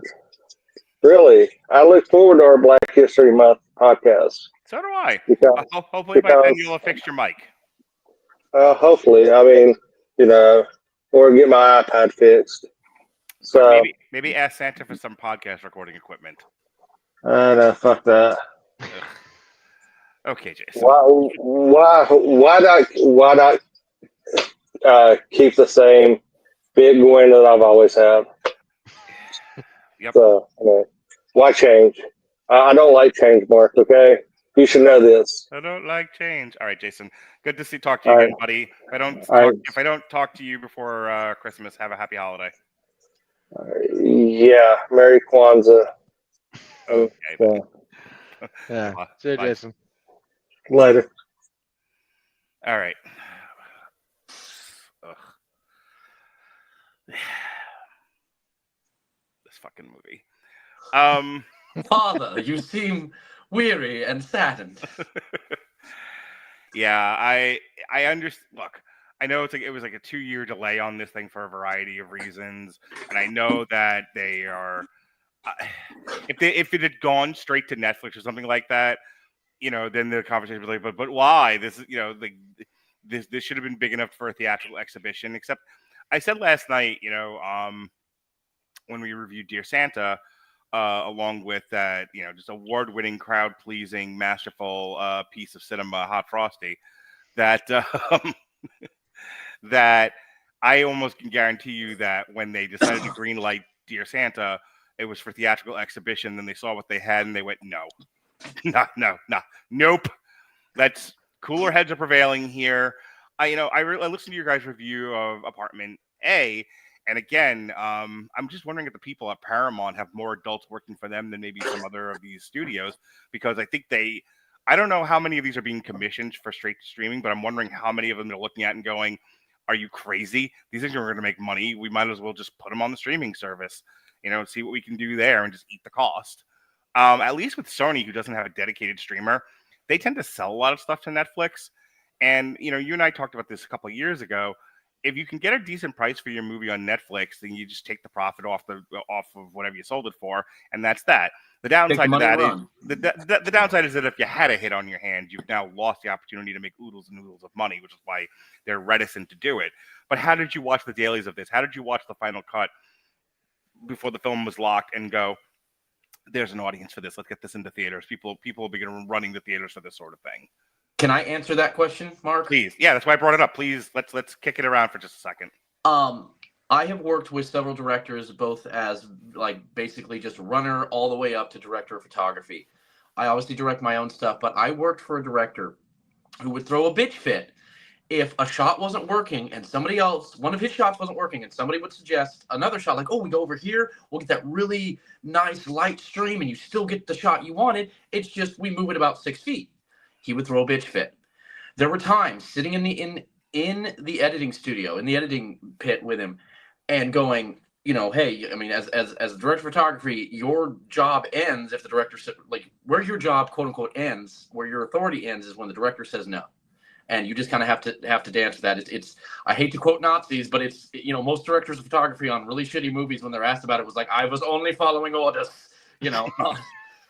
So, in answer to your question, the reason that people look at the dailies on movies like this, and probably everyone else is going, oh, this is crap, isn't it? And it's not like the line from Love Actually, like, this is crap, isn't it? Yes, maestro, solid gold crap. But they are so obsessed with their vision and so happy with what they see that they've lost their director. The biggest and strongest power of a director, and the weapon you cannot lose, is your ability to see the big picture. And why what happens, like they see it and go, it's genius, there's an audience for this, is they are so obsessed that their idea is great, which you have to do as a director. But you have to surround yourself with smart people who are willing to tell you this is crap. We have to either do it again, or we have to scrap this and go to the principal's office and get spanked. And they don't do it. They force it through, or they figure out that it's crap far too late, and the production company pushes it through. So I want to talk about Roadhouse for a moment, and Conor McGregor's outstanding performance and musculature. Yes, please. Let's continue to throw all kinds of praise at a man who's been convicted of rape. You just had to kill the mood, didn't you, Rob? No, he's It's right, Connor. and You're I'm damn right I do. I I forgot. suffered through that insufferable jackass for years and years. I'm sorry I made the fucking joke. The point that I was trying to get at was, so Doug Lyman, speaking of directors throwing bitch fits, seems to be a lot of that going around. Is Amazon made an adult decision, said there's no fucking audience for this. Let's get Roadhouse out of the theaters and throw it directly on Amazon Prime. That'll be a nice goodie there for the people who subscribe to that service. And Doug Lyman went, "What the fuck? Like, what do you mean there's no audience for this? This was meant for the theater." And they went, "What theater? In what year? Are you crazy?" And I watched that Roadhouse movie. It had problems, but more to the point, there was no way people were going to the theater for that. No. Roadhouse is 100 years old, and people, for those who remember it, still like the original and weren't really interested in an update on it with Jake Gyllenhaal. Okay. Yeah. Let me just piggyback on that real fast. Sure. One, I have to correct myself. He was not convicted criminally. He was found civilly liable. So, in case there's hang on. I only correct myself there because he's the kind of guy who might sue a podcast like ours over this. He's that petty. Could have just let me make my Conor McGregor muscular joke and let it pass, but then we wouldn't be in this dark alley, Joe Chill. Nope. Nope. Can't do it. Good. Move on. Bruce, Look, I don't be referenced him afraid. earlier as the cocaine bear. That was the only one that was going to fly. Then you bring him up again, you know what you're getting into. Noted for next time. Fair enough. So, you're exactly right about Roadhouse. Like, there's somebody with a brain has to look at some of these things and go, okay, if we're going to, if we're going to pay to put this in theaters, because that's not free for those of you who don't know how this works. Theatrical exhibition is not free of expense. If you're going to do that, you have to be able to look at it and go, okay, what's the audience for this? And this is not to say you can't be, it's not important that there's an artistic vision behind it. There is. But it's equally important that if you're going to be in the business of movie making, which is different a little bit than the art of movie making, and don't get me wrong, there's some overlap in the Venn diagrams, but Absolutely. you do kind of need those points represented when you talk about this stuff. You need someone who is just thinking about the business end of it and paying a lot more money, advertising a lot more across diverse media platforms to try and throw a Roadhouse remake out in the world in 2022 or whatever it was. Was it 23? Was it earlier this year? Oh, yeah. Okay. They started advertising in 23. How time flies. Dude, time compression post 2020 is a real thing, so forgive me for that one. This has been the longest week ever. It's only Tuesday, Lemon. Thank you, 30 Rock. But yeah, no, Robert, I wasn't making fun of you. I was agreeing with you. It was like, yeah, time. People think that time is a linear thing from A to B, when actually it's a big ball of wibbly-wobbly, timey-wimey stuff. There's also, John Watt also threw a conniption because Apple said theatrical exhibition, and then I don't know what made him freak out and go, never mind, but they changed it. They got a limited release in theaters, and then we went straight to Apple Plus. Now, it was always going to Apple Plus, but it was going to have a window and wide theatrical release too. And I reviewed it with Neil and Chris on Movies That Don't Suck. 20 years ago, that might have gotten my parents' generation and made a tidy sum of money. It's 20 years later, no one's going to the theater to see Old Man Clooney and Old Man Pitt in a weirdo crime drama. Yeah, and I remember that was sold as a comedy. Yeah, I remember seeing it real quick. I remember seeing a trailer for it when I went to see The Bike Riders for our review. And I was like, that's going to get a theatrical release? Because I felt like that really was like a streaming movie. Like, I was kind of excited to see it on streaming. Right. Because I was like, it's a fun, I loved them in the Ocean movies. I thought they had great chemistry. And so I was excited to see it on, streaming, just by clicking through, oh, cool, I'd love to see those two hang out again. They have fun with each other. But yeah, when I saw that it was a trailer and it was like, it's coming to theaters, this month, I was like, okay, I guess. So, yeah, to go back to the original point with this, to be like, what are they talking about? We're talking about how Kraven probably shouldn't have been in theaters. It should have gone. They should have really try to get a solid pitch together to get Netflix to buy it. They'll buy anything, but they happen to buy a lot. I think they have a deal with Sony. I honestly think if we keep using this term, so I'll use it again. If wiser heads had prevailed, Mm-hmm. and they had just called Disney and been like, "Hey, we want to do Kraven the Hunter, but we'd kind of like to put it in Holland's universe so that we can dance around with stuff. What do you think about a Kraven the Hunter series?" That might have worked a little better. Yeah, Sure. I mean, not like a long series like Kraven the Hunter season 20, but like kind of like they did with Werewolf. We got an by Echo Night. series. We can do Kraven the Hunter. It's fine. Yeah. But but in a world where no one wants to do television. Television is for the hoi polloi. And they want to make this movie. When they knew what they had, to the point that I've been trying to get to, and the reason why I brought up Roadhouse and then Wolf's is, you don't let those directors make that decision. Now, I think in some cases, like a big money Chris Nolan, there's stuff in their contract that says you can't do stuff like that. But they can't all have that in their contract. well, And you have to understand. If you're on the business side of things, Mhm. to your point, there's a handful of directors who do have enough of a track record that you don't want to one, risk annoying them, but two, like legitimately might lose out on something that gets released theatrically. Mm-hmm. But again, respect to this IP and this director, neither one is in that category. Like if I would imagine, if I could take a guess of what was happening in the room at the time, what if it's Venom? What if we we accidentally have an $800 million hit on our hands? I wonder, do they understand their audience at all, and do they understand why Venom was successful and this was because this was no Venom? Here's what you have to do when somebody does that. This is a general rule of thumb for people who have to make arguments with people who do this, who point at the exception and go, "But what if ... Mm-hmm. If somebody in the executive suite here was like, "But we might have Venom," you have to sit them down and you have to go, "Okay, look. 40% of Venom's gross came from China, so we made a lot less on that." Because you do. China, I'm going to reiterate this. Most United States, Canada, UK theatrical exhibitions, it's about a 55-45 split between what the theater takes home and what the movie gets. In China, it's 25%. And that's just kind of because that's how China works. So you make less money on what you gross from there. But there's enough people there that in theory you'll make up the difference in real dollars. So, but I'm just saying, if you're looking at that, like part of the thing you have to do is, okay, 1, China. So that's a big part of this. 2, let's look at things not Venom for just a second here. How'd Morbius do? Right. They go, "Oh, I don't know what you're talking." Then the blind, like, "I don't know what you're talking about." Okay. Then just come back. It's all right. Morbius can't hurt you.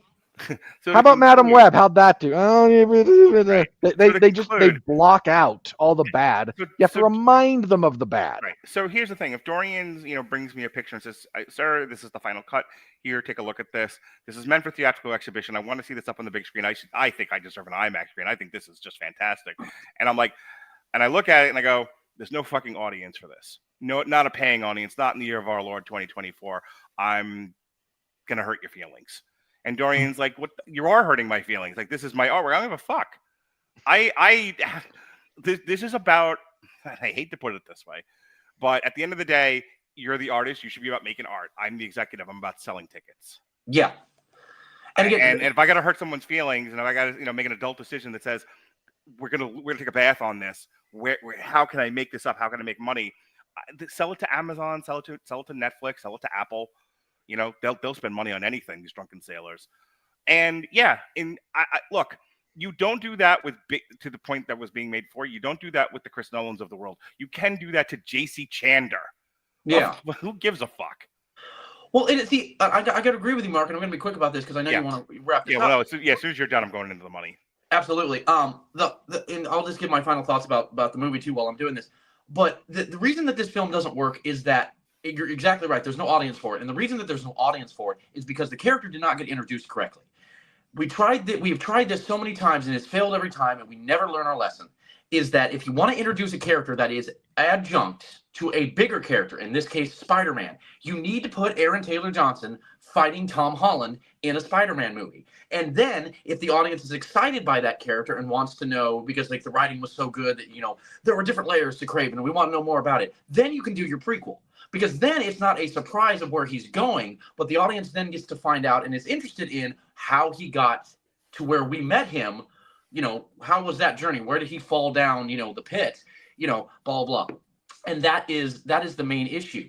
And directors these days, again, I know I'm low level, but in points to what you were saying, Mark, we had a film that we did in 2016. It was called the Crying Clown. And we got a 1 weekend, 3 days of showing, and we got to make the money off of it. You know, theater took their cut, and we only got 3 days. It did well enough. I mean, it didn't do enough to, like, you know, be a thing I can be like, oh, yeah, you go over here on this streaming service and watch, you know, The Laughing Clown. I was the director of photography. Or The Crying Clown, sorry. We did get another week and a half of sales because it did well. But that was only because it did well and it was making money. If it had not made money, we got our 3 days. Thanks. We'll try again. So, and that's what directors, I know all of them are saying. I know Chris Nolan's watching right now and being like, absolutely, Dorian. I completely agree with you. Absolutely, mate. See you for a coffee on Thursday. Tea and scones. But what the director, if there's any directors that are indie out there like myself, it's something we need to learn is take your damn ego out of the equation. You have to have an ego to be a director because the 3 director rules are A, you are not the smartest person in the room. Number 2, sometimes you have to act like you're the smartest person in the room to get stuff done. Number 3, if you forget rule 2, see rule 1. End scene. No, the line is I'm done talking now. Yeah, I have finished being verbal. Terrific. All right, folks, here comes the money. We're in the money. We're in the money.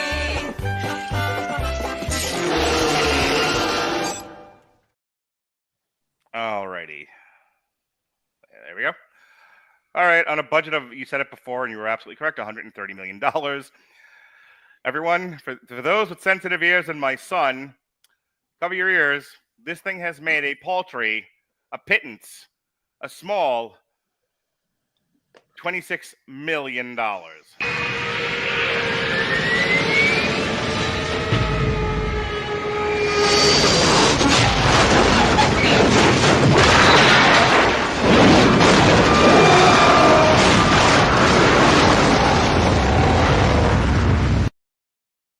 I need to recut. You know they did. They ain't gonna be in Kraven the Hunter 2. I need to recut that with people screaming at the end of it. Just, ah! I can do that for you if you need. I'm not dead. I'm just very badly burned. My eyes. Oh, you'll be stone dead in a moment.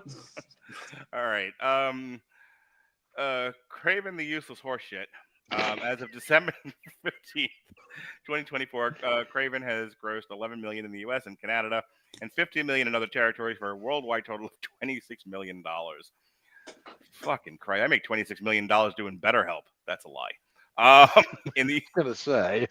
I mean, comparatively speaking. Well, you know what? If Hang you on. made $27 million doing BetterHelp, why the fuck are we not getting paid for this podcast? Shut up, Alexis. That's for you, buddy. You're welcome. Keeping your legacy alive even when you're not here. Go ahead. And my heart rate up. In the U.S. and Canada, Kraven the Hunter was released alongside The Lord of the Rings. I do a good Vince McMahon there. Did you hear that? Shut up, Alexis. You know Dennis Quaid, but you can get there on occasion. Thank you. I'm his voice double. Anyway,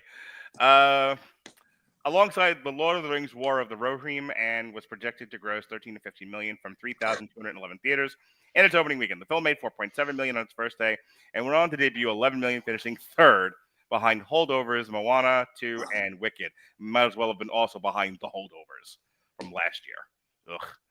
What a great movie. So I'm just going to read this really quick. J.C. Chandor was open to making a film series centered on the character, with the final installment to be based on Kraven's last hunt. It's obviously very tragic and sad, but the character we're trying to create is one who could realistically, in this film, if this film is a success, end with the last hunt. Similarly, Aaron Taylor Johnson expressed interest in a Sinister Six crossover film. Please stop with this already. Ugh. In December 2024, following the projected financial failure of the film, it was reported that Kraven the Hunter would be the final film, thank God, in Sony's Spider-Man universe, ending any chance for a sequel or crossover film. Fucking toddlers in this town. Well, like, Mark, you talked about liking it because I enjoy Amazing Spider-Man and Amazing Spider-Man 2 as well. Mhm. I really liked the idea that they brought up at the end of that movie with the Man in Black, who we find out to be Gustav Fiers, and when he's walking past all the other cases that have like Doc Ock's arms and you know all that shit. I was like, okay, it's cheesy, but it could be fun if we keep following this route. And then they dropped throughout the baby with bathwater, and we're like, no, we'll do it again. Yeah. All right. Number one movie of the weekend for 3 weeks out now. It was number one last week. It was Moana 2. Moana 2, despite all of our criticisms, kicking ass and taking names. You know, there's a lot to be said, and you and I have said it before. There's a lot to be said for a movie you can just throw your kids in front of for 2 hours. If it buys you 2 hours to just relax, it's got value. Yep. Wicked maintained 4 weeks out, maintained spot at number 2. Kraven debuted at number 3. Gladiator fell from 3 to 4, 4 weeks out. Lord of the Rings, War of the Rohirrim. I will talk more about this on Wednesday with Neil and Chris. But as much as I like this movie, for the most part, about 2/3 of it, this also annoyed the piss out of me. That it exists annoyed the piss out of me, not the movie in and of itself. And real quick, Mark, I'm sorry, since Jason's not here to bring up the intricacies of a fandom, I have to jump in for all the LOTR fans. It's War of the Rohirrim. Right. War of the Rye of the Ham on Rye. Got it. Got it. Yeah, perfect. Take 2. Don't ever correct me. Ever again. Red One fell from 5 to 6. Oof. Pushpa, The Rule Part 2 from 4 to 7. Interstellar, still in theaters, the re-release, fell from 6 to 8. I need to see if I can get over to see that because I really enjoy that movie. Interstellar, 5. Story of the Secret Star System, debuted at number 9. And the best Christmas pageant ever, 6 weeks out, maintained its spot at number 10. The 70th anniversary of White Christmas, which is my ex-wife's favorite Christmas movie, debuted at number 11. I Am the Immaculate Conception is what I'm going to start telling people. That debuted at number 22. There's Mark in the context of the Immaculate Conception. There's nothing immaculate about you. Not even a little bit. However, I do. September 5th debuted. I don't know if it's in wide release or not. I got to check the dates on it, but I know it's something I'm interested in, and it's getting Oscar buzz. I don't currently have it slated for review by us, but if it ends up being on the list, then we'll talk about it on the Oscar show. But again, we do have the Oscar show still once those come out. All the stuff we haven't really reviewed. So yep. But I'm very interested in September 5th. The critically acclaimed guys talked about it, and they gave it it was okay. Not as good as it could have been, was the gist I got from it. The End from Neon jumped. I guess that went into wide release. Yeah. Jumped from 33 to 29. Nickel Boys also getting Oscar buzz from Amazon MGM Studios. Debuted at number 30.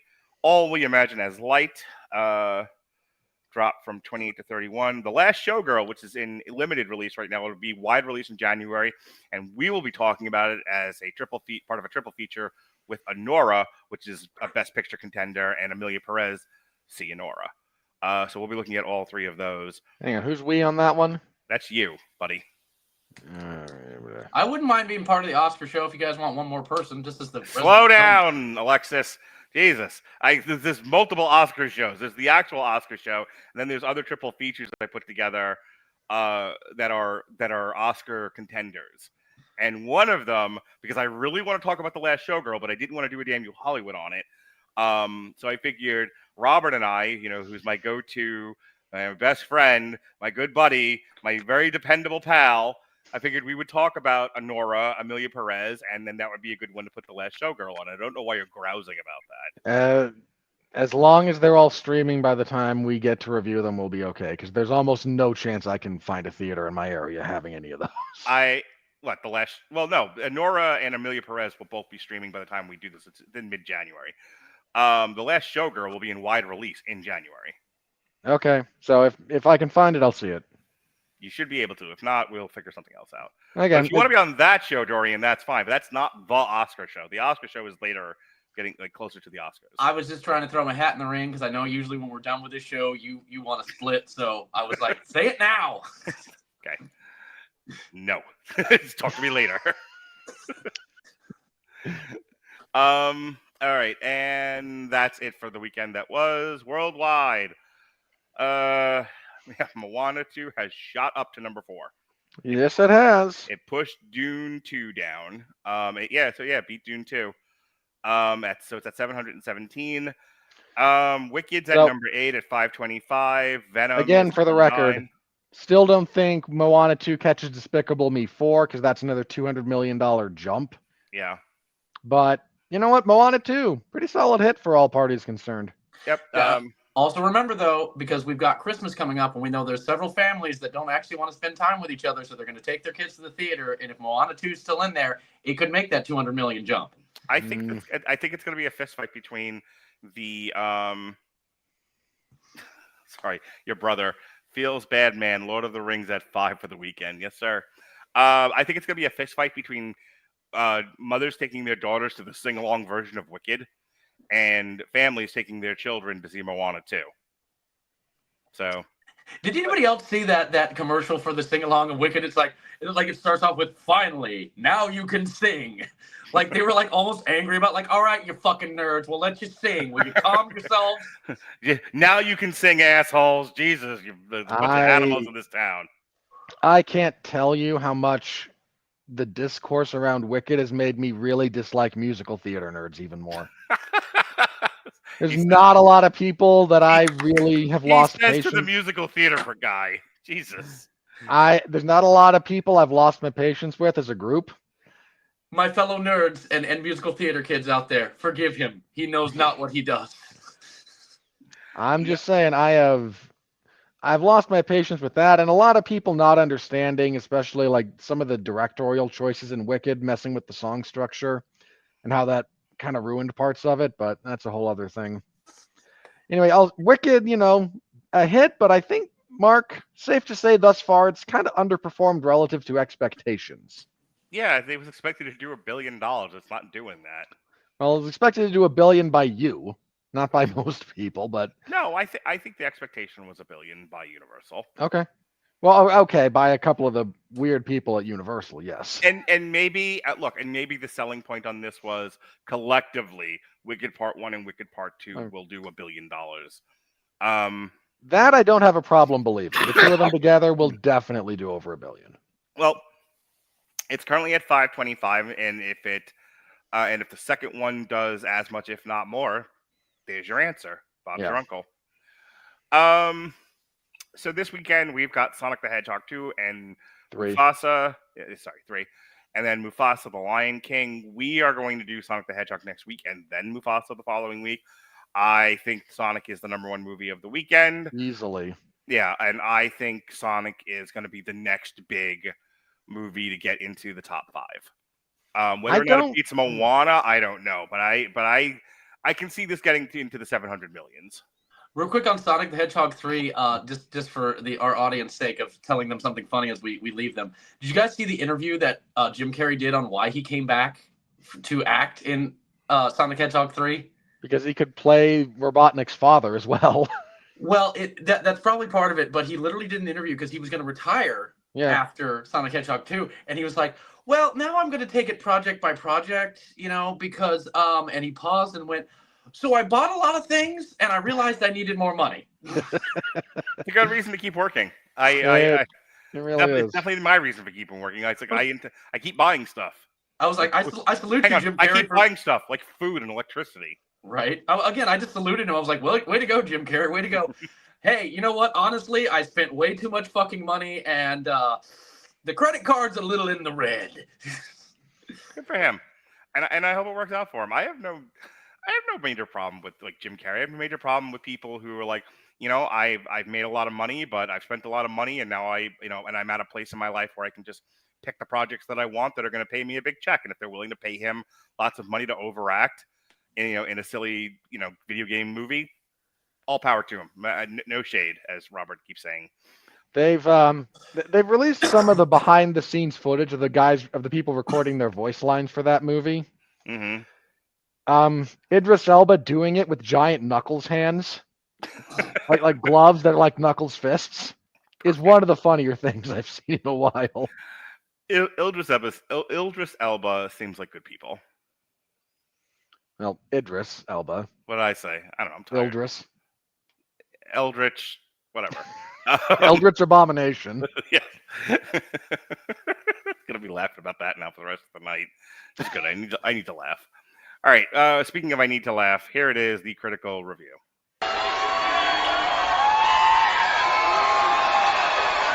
Are you ready? No!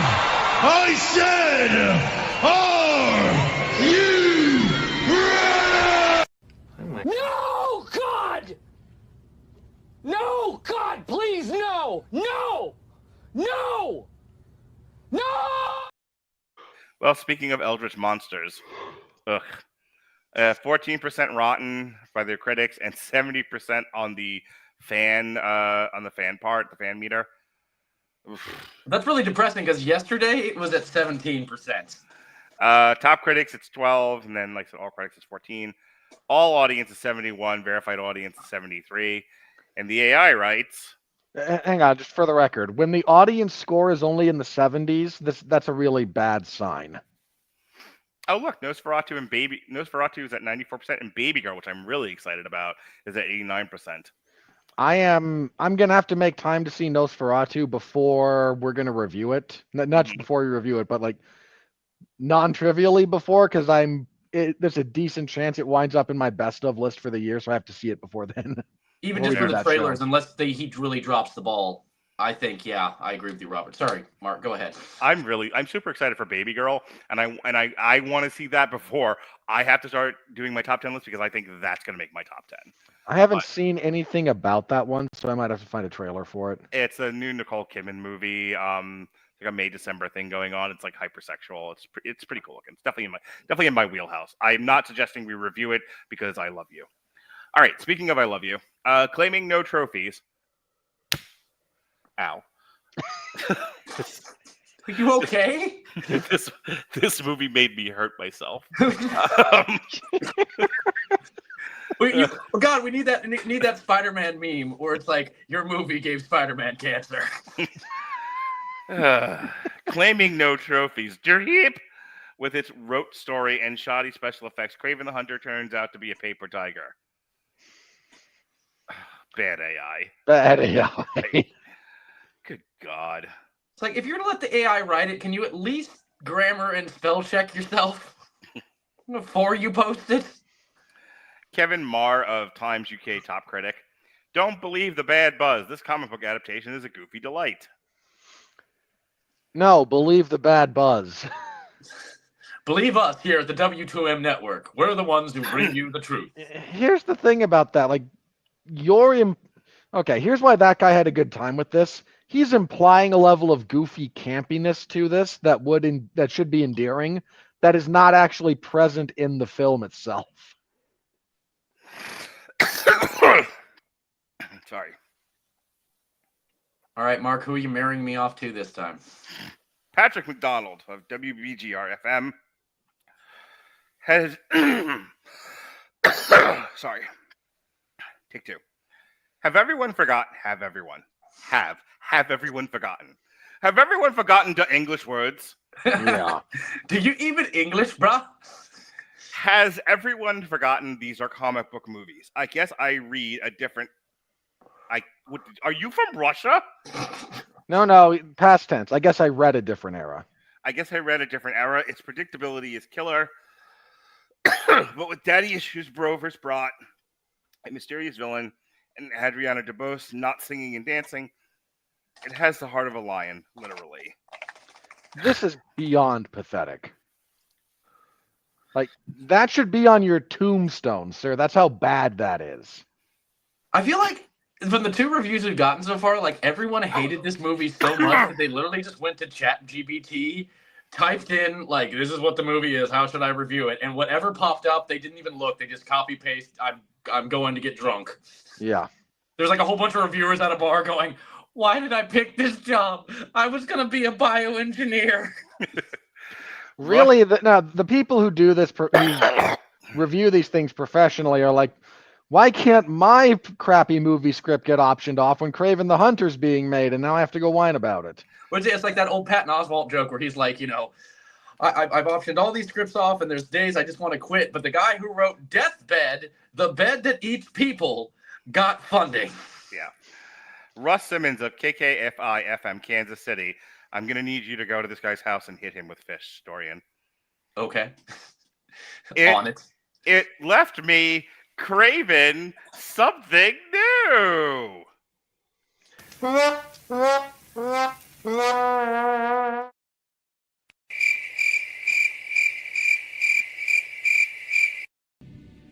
Ooh, that's a bingo. Okay, that was hilarious that you started to play the James Bond clip that also has Christoph Waltz in it, and then just snapped to Inglourious Basterds. Yeah, Any Christoph will do. Yeah, well, hang on, because I haven't actually had a chance to use this yet. It left me craving something new.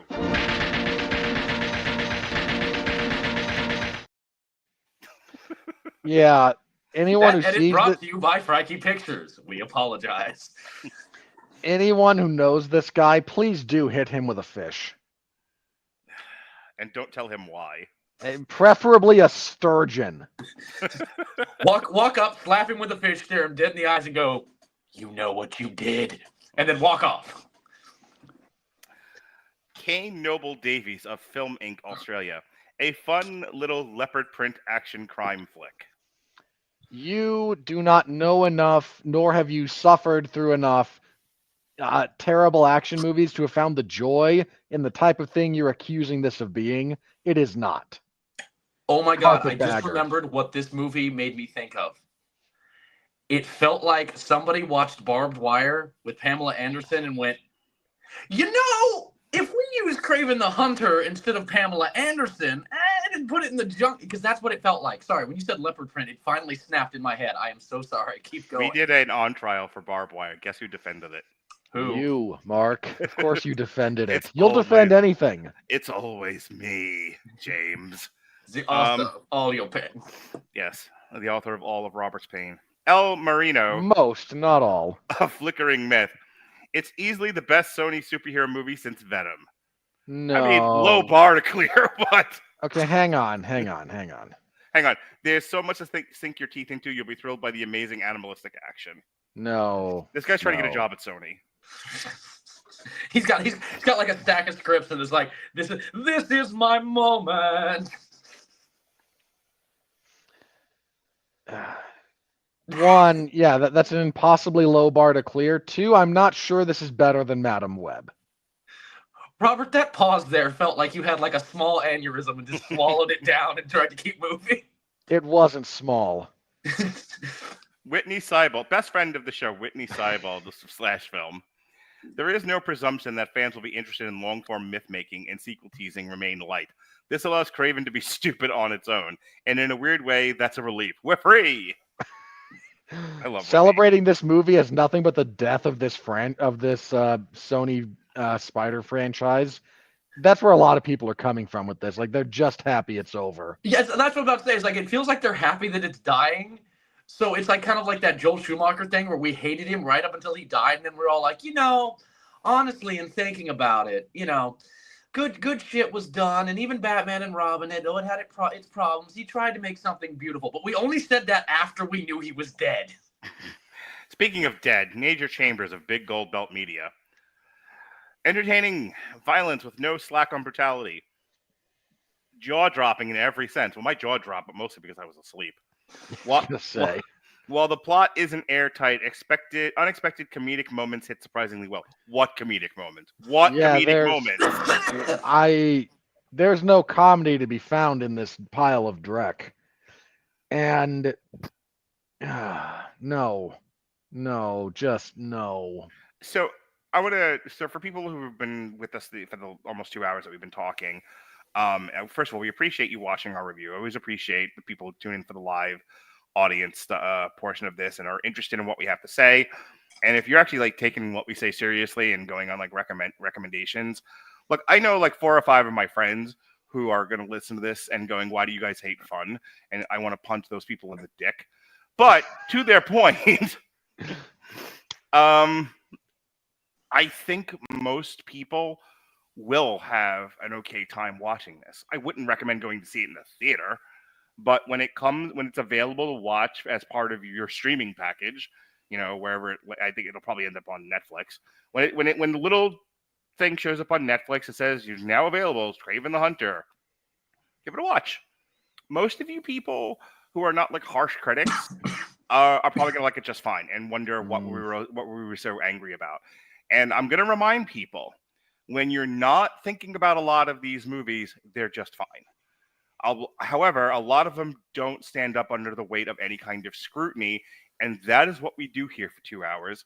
Aside from backbite and name call and pinch each other's nipples, we also scrutinize movies. And so take that with a grain of salt. Like if you're like, all right, well the two brainy judgmental movie guys didn't like this, but you judge for yourself. I'm not. This isn't one of those things where I'm like, run far away from this movie. It'll hurt you. However, it did make you hurt yourself, Mark. I want you to consider that I'm not considering myself in this group of people. I'm, however, like I said, I for people who think about movies, this movie is not good. For people who don't think about movies and are just wanting, bland entertainment, it works just fine. It is a perfectly decent piece of sliced bread. Yeah, and again, to the audience that's listening, always, as always, give us a like. That helps us, do more of these, and subscribe to the channel, obviously. But again, if you watch this movie and you think we're totally wrong, please tell us down in the comments how you think we're wrong. Because again, we're always, well, at least I am. I'm always open to a new point of view where I go, oh, you know what? Didn't think of it that way. Fair enough. I'm not Robert. I'm open to points of view. Hey, I wasn't gonna speak for you. Okay. Because if I'd said we're all open to new points of view, you would have been like, hey, speak for yourself, kiddo. All right. Last night, myself, we had one of our 2 Christmas shows this year. It was myself, Mick Wanamaker, and Jesse Starcher, and we talked Hot Frosty, just the best movie this year. What a delight! I can't say enough. No, like everything I just said about this movie, throw it in the trash along with the movie. What you should be watching is Hot Frosty. This thing, fantastic, phenomenal. You might even say it's mediocre. No, it was absolutely a new man crush. I just love the shit out of Hot Frosty. We had a good time. Look, there's definitely a carrot that was used in the making of that snowman, but it wasn't on his face. Hi-oh! I thought we weren't making dirty jokes, jerk. You can't make dirty jokes because it's weird. I made a snowman joke. What you need to do, Robert, when you're going to do that is just go full Letterman. It's like, but it wasn't on his face. Play me off, Paul!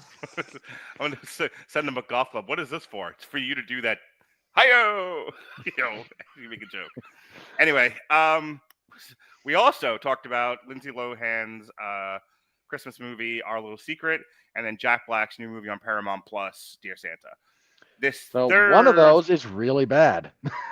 This Thursday, second of our Christmas shows, we will be reviewing the new Body Count album, Merciless, because nothing says Christmas like Body Count.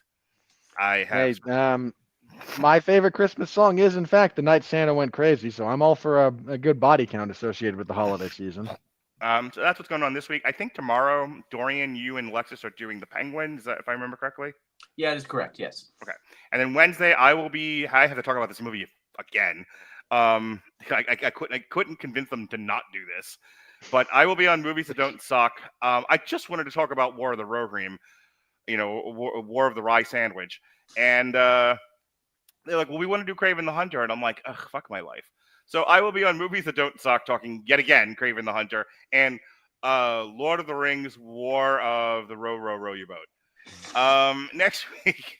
Row of the Why Did We Girl Boss This? Don't ever correct me. Never. Just here to help. just here to help. Could you imagine if I was live editing this and you just see my face pop up? Like you keep talking, but your mic gets muted, and it's just like a little voice bubble that's like, what Mark actually meant was. Yeah, it comes up as a paperclip.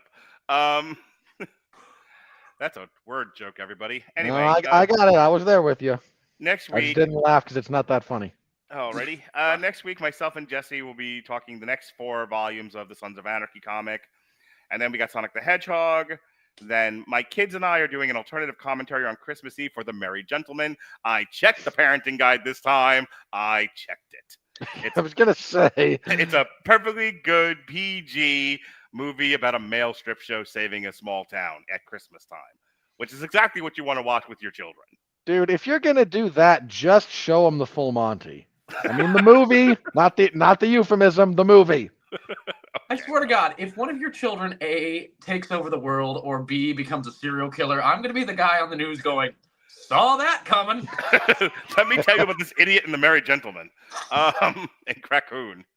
Anyway, speaking of Crackoon, and then we have our end of the... next week, then we have Heel Season 2. That'll be me and Jesse. Dorian, show us where you pissed from. All right. Well, since I'm also filling in for Mr. Kettner and Ms. Tate, I'm also going to kind of hawk them too because they're doing some cool stuff as well. But again, for me, at Frankie Pictures and at Dorian on Facebook, Dorian Price Videography and Photography. If it needs to be photographed, needs to be filmed, needs to be edited, help us make your dream a creation as long as it's not Kraven the Hunter.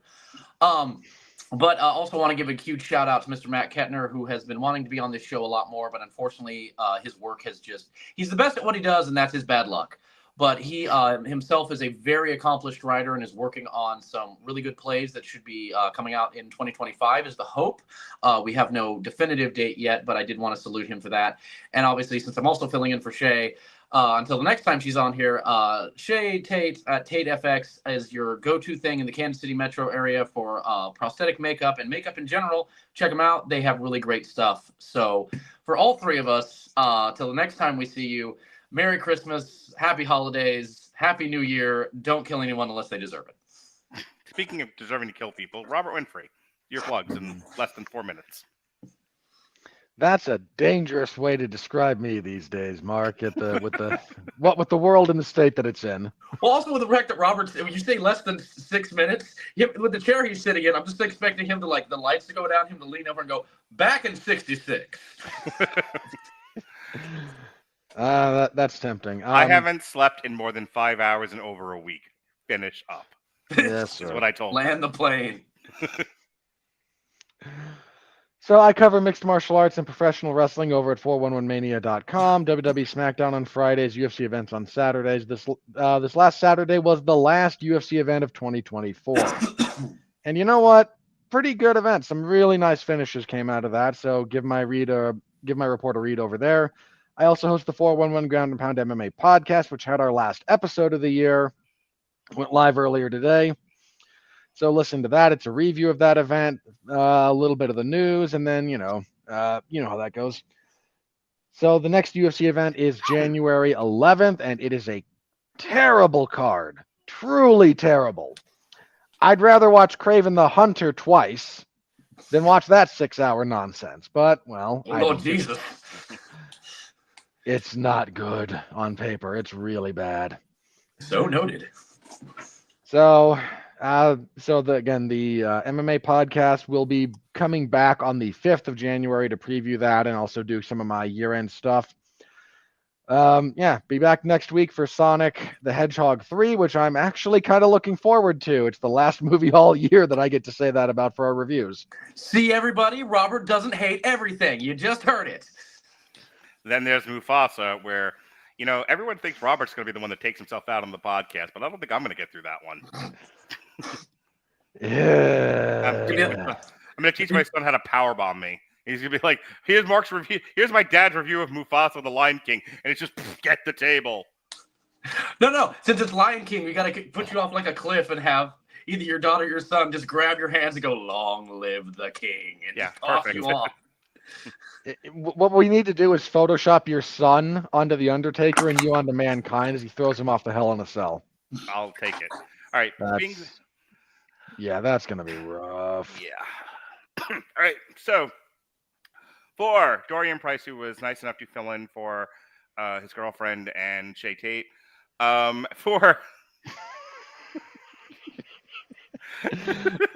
Yeah, Let's go with that The one. fucking light bulb just went on. It was great. Wait a minute. I was like, wait for it. Let him figure it out. For Robert Winfree, I have to take more medicine. Be well, be safe, and behave.